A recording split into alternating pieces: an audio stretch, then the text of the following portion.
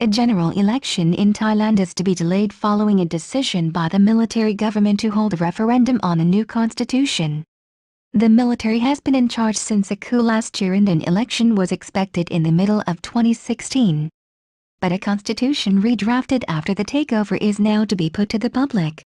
Meanwhile, Yingluck Shinawatra, forced to step down as PM before the coup, is on trial on charges of negligence. Thailand had seen almost a decade of divisive political conflict. The military had ruled out a referendum, planning instead to seek opinion from 1,000 selected respondents in each of Thailand's 77 provinces. But a referendum has now been agreed. Before it can take place, a committee meeting on August 6 needs to approve the draft constitution. Once that has happened, it will be at least 3 to 6 months before the referendum can take place, partly because 47 million copies of the constitution will need to be distributed to the public. That could mean no election until the second half of 2016.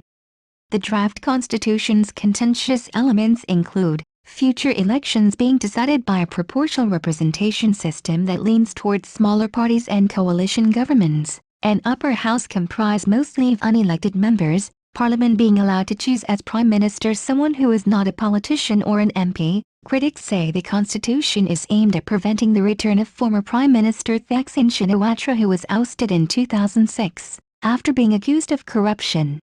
He now lives in self-imposed exile. Thailand's constitutional court forced his sister Ms. Yingluck from office in early May 2014 after finding her guilty of abusing her power. Weeks later, the military seized power, saying it needed to restore order following months of street protests. The Shinawatras, or parties allied to them, have won every Thai election since 2001. Their opponents accuse them of cronyism, corruption and financially ruinous policies. Democracy will prevail. Meanwhile, Ms. Yingluck's trial on charges of dereliction of duty over her role in a controversial rice subsidy scheme has started.